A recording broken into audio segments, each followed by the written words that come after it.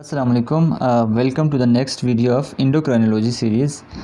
Endocrinology की series की पिछली वीडियोस में हमने पढ़ा था पिट्यूटरी ग्लैंड और जनरल फीचर्स ऑफ इंडोक्राइनोलॉजी हमने पढ़ लिए थे। तो इस वीडियो में हम आते हैं नेक्स्ट हार्मोन हमारा थायराइड हार्मोन है। थायराइड हार्मोन की तरफ हम आते हैं। ठीक है, हमने ये कहा था कि सबसे पहले अगर हमारे पास हाइपोथैलेमस है तो हाइपोथैलेमस में हमारे पास जो इंटीरियर पिट्यूटरी था, हाइपोथैलेमस से हमने कहा था कि एक हार्मोन रिलीज़ होगा जिसे हम कहते हैं थायरोट्रोपिन रिलीजिंग हार्मोन। ठीक है, थायरोट्रोपिन रिलीजिंग हार्मोन आएगा इंटीरियर पिट्यूटरी में, थायरोट्रोप्स पर एक्ट करेगा और थायरोट्रोप आगे क्या रिलीज़ करेंगे, थायराइड स्टिमुलेटिंग हार्मोन, और ये आगे हमारे पास थायराइड ग्लैंड को स्टिमुलेट करेगा। ठीक है, इस वजह से हम थायराइड ग्लैंड को अब स्टडी करेंगे। थायराइड ग्लैंड की हम जो थायराइड हार्मोन्स हैं T3, T4 एंड कैल्सिटोनिन, उनकी सिक्रीशंस यानी सिंथेसिस कैसे होती है और सिक्रीट कैसे होते हैं, ये चीज़ स्टडी करेंगे। लेकिन उससे पहले हम इसकी हिस्टोलॉजी समझना बहुत ज़रूरी है, क्योंकि सिंथेसिस आपको तभी समझ आएगी जब आप इसकी हिस्टो से अवेयर होंगे। ठीक है, तो थायराइड ग्लैंड को हम पढ़ते हैं, थायराइड ग्लैंड की लोकेशंस और इसके रिलेशंस, वो सब कुछ हम एनाटॉमी के लेक्चर में पढ़ेंगे। यहाँ जस्ट इंट्रोडक्शन है कि थायराइड ग्लैंड कहाँ लोकेटेड है, कि इंटीरियर ऑफ द नेक पे लोकेटेड है, और इसके जो दो लोब्स होते हैं ये इंटीरियो लेटरली लोकेटेड होते हैं। यानी ये अगर हमारे पास ट्रेकिया और लैरिंक्स का जंक्शन है तो इसके दो लोब्स इस तरह इंटीरियो लेटरली लोकेटेड होंगे, और दरमियान में हमारे पास इस्थमस होगा जो इन दो लोब्स को आपस में मिला रहा है। ठीक है, तो यहाँ ये हमारे पास लेफ़्ट लोब है, ये राइट लोब है, और ये इस्थमस एक पतली सी पट्टी है जिसके थ्रू ये आपस में मिले हुए हैं। ठीक है, अब हम देखते हैं कि जनरल स्ट्रक्चर इंडोक्राइन ग्लैंड की क्या होती है। हमने पहले भी पढ़ा था कि कोई भी हमारे पास इंडोक्राइन ग्लैंड होगा तो उसकी दो हमारे पास जनरल फीचर्स होंगे। सबसे पहले हमारे पास स्ट्रोमा होगा। स्ट्रोमा हमारे पास किसी भी ग्लैंड का नॉन फंक्शनल पार्ट होता है, और नॉन फंक्शनल पार्ट किससे मिलकर बना हुआ है, कनेक्टिव टिश्यू से मिलकर बना होता है, डेंस इरेगुलर कनेक्टिव टिश्यू, और ये हमारे पास कैप्सूल बनाता है। कैप्सूल अंदर डीप जाकर हमारे पास सेप्टा, और सेप्टा अंदर डीप जाकर लोब्यूल्स को सराउंड कर रहे होते हैं, और लोब्यूल्स के अंदर जो फॉलिकल्स होंगे, यहाँ हम दूसरा अगर हम पार्ट पढ़ें तो वो हमारे पास पेरेन्काइमा है। ठीक है, पेरेन्काइमा हम कहते हैं फंक्शनल पोर्शंस को। तो जो फंक्शनल पोर्शन इसका है ये हमारे पास फॉलिकल्स हैं विद इन द लोब्यूल्स, और फॉलिकल्स के लेवल तक हमारे पास सेप्टा के कुछ पोर्शन यानी कनेक्टिव टिश्यू फॉलिकल्स को भी सराउंड कर रहा होता है, यानी कनेक्टिव टिश्यूज़ फॉलिकल्स को भी सराउंड कर रहे होते हैं। ठीक है, ये स्ट्रोमा और ये पेरेन्काइमा किसी भी इंडोक्राइन ग्लैंड का पार्ट्स इंपॉर्टेंट फीचर्स होते हैं। ठीक है, अब हम फॉलिकल्स को देखते हैं। अगर हम इसको देखें, थायराइड ग्लैंड लोब्स को देखें तो लोब्यूल्स से मिलकर बने हुए हैं, लोब्यूल्स के अंदर फॉलिकल्स हैं। ठीक है, 20 to 30 million cyst like structures होती हैं जिनको हम फॉलिकल्स का नाम देते हैं। अगर हम फॉलिकल्स को देखें तो फॉलिकल्स एपिथेलियल सेल से मिलकर बने होते हैं, और एपिथेलियल सेल्स हमारे पास जहाँ एपिथेलियम कौन सी है तो सिंपल क्यूबाइडल एपिथेलियम है। ठीक है, अब सिंपल क्यूबाइडल एपिथेलियम में टू टाइप्स के हमारे पास सेल्स होते हैं। ये हमारे पास देखिए ये फॉलिकल है, फॉलिकल को हमारे पास सराउंड कर रहे हैं ये कनेक्टिव टिश्यू, ग्रीन वाला कनेक्टिव टिश्यू है। इसके अलावा ब्लड वेसल्स हैं, तो इस कनेक्टिव टिश्यू में के कंटेंट्स हमारे पास, यानी फॉलिकल्स को जो कनेक्टिव टिश्यू उसके कंटेंट्स क्या हो सकते हैं, तो किसी भी जो सेप्टा होता है या कंटेंट्स उसके क्या होते हैं, तो उसमें ब्लड वेसल्स लाजमी होंगी, आर्टरीज एंड वीन्स। उसके बाद उसमें लैम्फ वेसल्स होंगी जो ब्लाइंड इंडेड होंगी और लैम्फ को कलेक्ट करेंगी। ठीक है, थर्ड पार्ट हमारे पास नर्व सप्लाई भी कनेक्टिव टिश्यू तक आई होती है। ठीक है, अगर हम फॉलिकल में जाएं तो फॉलिकल एक सिस्ट लाइक स्ट्रक्चर है, सिंपल क्यूबाइडल एपिथेलियम से मिलकर बनी हुई है, और इसके अंदर ये जो कैविटी होती है इसमें कोलाइड्स जो जेलेटिनस मैस होता है, और इसमें हार्मोन्स हमारे पास स्टोर होते हैं। ठीक है, ये है हमारे पास कोलाइड। अगर हम एपिथेलियम पे आएँ तो एपिथेलियम के हमारे पास टू टाइप्स के सेल्स हैं। ठीक है, one type of cells which are called thyrocytes are principal cells. Thyrocytes are principal cells जिनका नेम जो मोस्टली यूज़ होता है वो है फॉलिक्यूलर सेल्स, ठीक है, फॉलिक्यूलर सेल्स। ये मोस्टली हमारे पास फॉलिक्यूलर सेल्स प्रेजेंट हैं, ये जो आपको रेड नज़र आ रहे हैं। और दूसरे नंबर पे हमारे पास पैरा फॉलिक्यूलर सेल्स हैं, ठीक है, parafollicular cells. Parafollicular cells को हम क्लियर सेल्स भी कहते हैं। पैरा फॉलिक्यूलर सेल्स एक प्रेजेंट होता है या ग्रुप्स की फॉर्म में between the follicular cells present होंगे, ठीक है।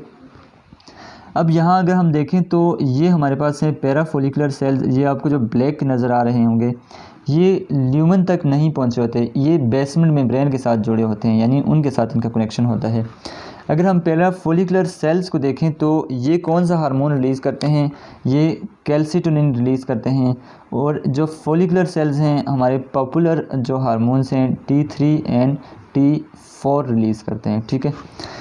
इनकी सिंथेसिस हम पढ़ेंगे। ये फॉलिकल हमने पढ़ लिया है, उसके कनेक्टिव टिश्यू के कंटेंट्स भी पढ़ लिए हैं हमने।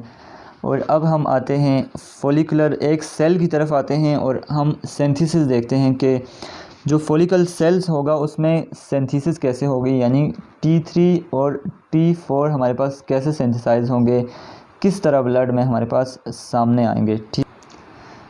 थायराइड हार्मोन की सिंथेसिस को समझने के लिए हमें एक फॉलिकुलर सेल पे आना पड़ेगा, ठीक है। हमने यहाँ एक फॉलिकुलर सेल लिया है, ठीक है। इसको थोड़ा सा समझ लें कि ये जो बेसमेंट मेम्ब्रेन वाली साइड होती है इसे हम बेजल साइड कहेंगे, ठीक है। और ये वाली जो साइड होगी इसे हम एपिकल साइड कहेंगे, ठीक है। फॉलिकुलर सेल्स की दो हमारे पास कैरेक्टरिस्टिक्स होती हैं, एक हमारे पास एब्जॉर्प्टिव भी होती है, ये स्पेशल कैरेक्टरिस्टिक्स हैं। एब्जॉर्प्टिव कैरेक्टरिस्टिक्स भी होगी और सिक्रेटरी दोनों कैरेक्टरिस्टिक्स होंगी, ठीक है। अब हम देखते हैं कि एब्जॉर्प्टिव कैरेक्टरिस्टिक्स क्या है। एब्जॉर्प्टिव कैरेक्टरिस्टिक्स के लिए इसमें कौन से फीचर्स हैं, तो ये जो माइक्रोविलाई होती हैं जिनको हम फाइलोपोडिया भी कहते हैं, माइक्रोविलाई और फाइलोपोडिया यहाँ एपिकल साइड पे होंगे जो इसके सरफेस एरिया को इंक्रीज़ करते हैं होंगे और जो हमारे पास एब्जॉर्प्शन में हेल्प करते हैं, ठीक है। यानी एब्जॉर्प्शन के लिए हमारे पास माइक्रोविलाई वाली स्ट्रक्चर्स होंगी। और सिक्रेटरी स्ट्रक्चर्स यहाँ हम कौन सी देख सकते हैं, तो यहाँ जो सुप्रा न्यूक्लियर रीजन में हमारे पास rich in endoplasmic reticulum and Golgi bodies, और गोल्जी बॉडीज़ हमारे पास वेजिकल्स बनाती हैं और वेजिकल्स हमेशा सिक्रीट्स वगैरह होती हैं, ठीक है। तो यहाँ वेजिकल होंगी और ये हमारे पास किसका फ्यूचर है, सिक्रेटरी पोर्शन का फ्यूचर है, यानी सिक्रेटरी कैरेक्टरिस्टिक जो इसकी है उसका फ्यूचर है हमारे पास वेजिकल्स, इंडोप्लाज्मिक रेटिकुलम का रिच होना और गोल्जी बॉडीज़ का रिच होना, ये वो वाला फ्यूचर है, ठीक है। सब अब हम सिक्रीशंस की तरफ जाते हैं, यानी सिंथेसिस कैसे होती है, ठीक है। तो सिंथेसिस में हम ये देखते हैं कि इसको थोड़ा सा रब करना पड़ेगा क्योंकि यहाँ सिंथेसिस के कुछ पॉइंट्स आएंगे, ठीक है। तो अब हम जाते हैं सिंथेसिस की तरफ। सिंथेसिस यानी कैसे होती है इसकी। सबसे पहले हम ये देखेंगे कि यहाँ पर एक प्रोटीन जो ग्लाइकोप्रोटीन से वो सिंथेसाइज होती है, ठीक है, जिसको हम थायरोग्लोबुलिन का नाम देंगे, ठीक है। थायरोग्लोबुलिन ये ग्लाइकोप्रोटीन है जो फॉलिकुलर सेल्स हमारे पास सिंथेसाइज करेंगे और इस फॉलिकुलर सेल्स को सिंथेसाइज करके हमारे पास थायरोग्लोबुलिन को यहाँ ले आएंगे, ठीक है। ये हमारे पास कोलाइड है इसका, ये वाला ये कोलाइड है और ये इंटरफेस है between the apical plasmolemma and the colloid, there is a interface, और इसमें यहाँ ले आएंगे, ठीक है। यानी हमारे पास थायरोग्लोबुलिन यहाँ आ चुकी है। दूसरा पोर्शन हमने क्या करना है, आयोडीन को लाना है, ठीक है। हम जानते हैं कि T3 और T4 में आयोडीन होते हैं, यानी 3 आयोडीन एंड 4 आयोडीन, ठीक है। आयोडीन हम ब्लड से लाएंगे तो ब्लड में हमारे पास क्या है, हमने डाइट से लिया है, आयोडाइड है, ठीक है। सॉरी आई नेगेटिव हम कहेंगे आयोडाइड है। आयोडाइड को ये हमारे पास आयोडाइड यहाँ पंप होते हैं और आयोडाइड को हमारे पास फॉलिकुलर सेल्स के अंदर ले आएंगे, ठीक है। फॉलिकुलर सेल्स के अंदर हमारे पास आयोडाइड यहाँ आ गया है, ये हमारे पास मूव करेगा एपिकल साइड पे, ठीक है। यहाँ आयोडाइड आ गया, ठीक है। यहाँ हमारे पास आयोडाइड जो है यानी आई नेगेटिव I2 में कन्वर्ट होगा, यानी iodide is converted into the iodine. Oxidation state यहाँ इंक्रीज़ हो रही है तो कोई ऐसा एंजाइम होगा जो हमारे पास ऑक्सीडेशन करवाएगा। तो कौन सा एंजाइम है हमारे पास, यहाँ एक एपिकल साइड पे एक एंजाइम होता है जिसे हम कहते हैं थायराइड पर ऑक्सीडेज, ठीक है। कौन सा एंजाइम है? थायराइड पर ऑक्सीडेज। इसका काम क्या है कि आयोडाइड को आयोडीन में कन्वर्ट करता है, थायराइड पर ऑक्सीडेज। तो उसके बाद आयोडीन हमारे पास बाहर आएगा, जैसे इंटरफेस में हमारे पास थायरोग्लोबुलिन पड़ी है तो आयोडीन भी यहाँ I2 भी आ गया, ठीक है। अब क्या होना है कि जो हमारे पास थायरोग्लोबुलिन है उसमें हमारे पास टायरोसिन रेजिड्यूज़ होते हैं। अगर हम थायरोग्लोबुलिन को इस तरह एक प्रोटीन बनाएं कि तो ये हमारे पास जो थायरोग्लोबुलिन होगी उसके जो टायरोसिन रेजिड्यूज़ होते हैं दरअसल आयोडीनेशन उन पे होती है, ठीक है। आयोडीनेशन होती कहाँ है? ये जो इंटरफेस है between the apical plasmolemma and the colloid, इसके इंटरफेस में हमारे पास थायरोग्लोबुलिन भी आ चुके होते हैं और आयोडीन भी आ चुके होते हैं, ठीक है। तो हम सपोज़ करते हैं कि थायरोग्लोबुलिन के हमारे पास टायरोसिन रेजिड्यूज़ हैं, ठीक है। ये हमारे पास क्या है? टायरोसिन रेजिड्यूज़ हैं, ये थायरोग्लोबुलिन का मालिक्यूल है, ठीक है। अब इन पे देखते हैं कि आयोडीनेशन क्या है। आयोडीनेशन को हम ऑर्गेनिफिकेशन भी कहते हैं। तो आयोडीनेशन होगी कैसे? यहाँ पर ये एक आयोडीन लगा तो ये हमारे पास आयोडीनेशन हो जाएगी। यहाँ सपोज़ आयोडीन लगा टायरोसिन रेजिड्यूज़ के साथ, यहाँ सपोज़ आयोडीन लगा और यहाँ लगा, यहाँ ये सपोज़ कर लेते हैं आयोडीनेशन है।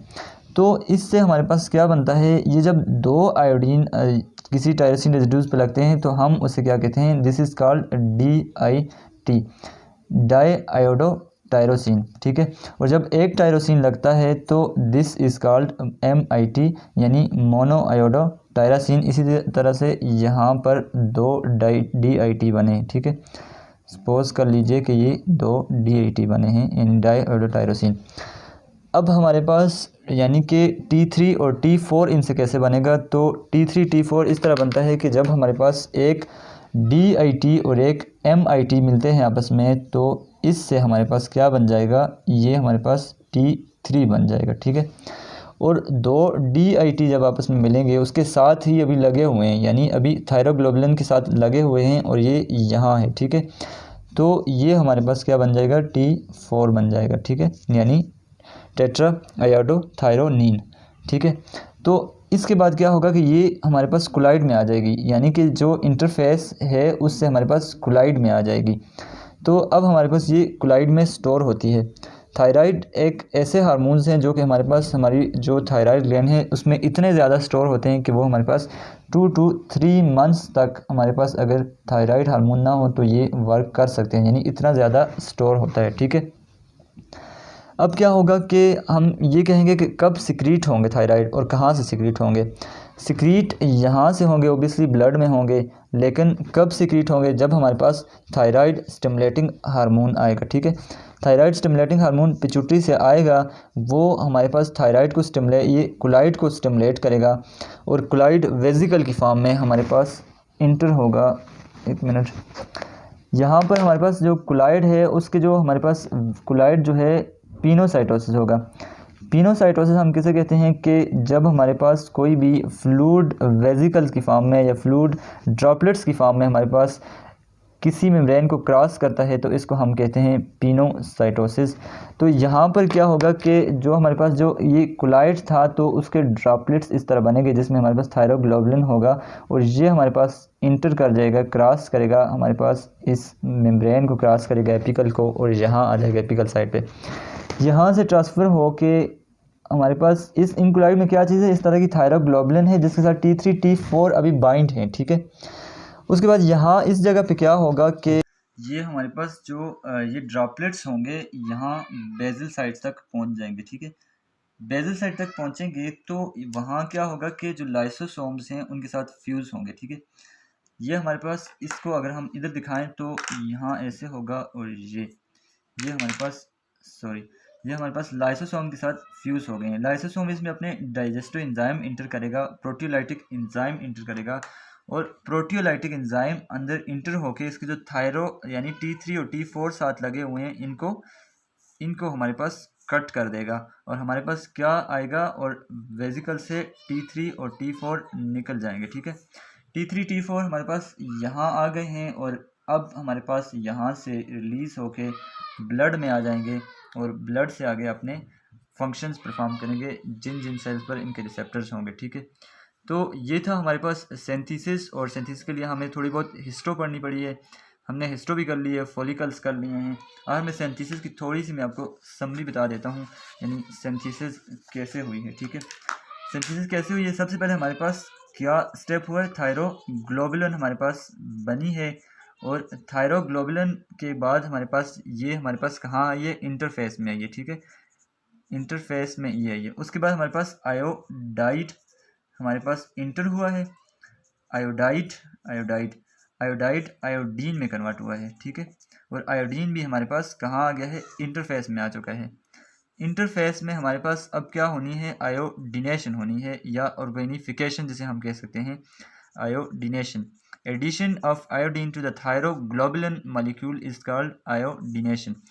आयोडीनेशन हमारे पास होने के बाद हमारे पास जो थायरोग्लोबुलिन यानी मिक्स्ड विद द आयोडीन वो हमारे पास कोलाइड में स्टोर होता है, ठीक है, और जब नीड होती है तो वो हमारे पास ड्रॉपलेट्स का क्या होता है, पिनोसाइटोसिस होता है, ठीक है। पिनोसाइटोसिस के बाद हमारे पास क्या होता है कि लाइसोसोम्स के साथ फ्यूजन होती है, और after digestion T3 and T4 release होकर हमारे पास बाहर ब्लड में आ जाते हैं, ठीक है। ये था हमारे पास सिंथेसिस था, यानी थायराइड हार्मोन का। Hope you guys enjoyed, thank you so much for watching.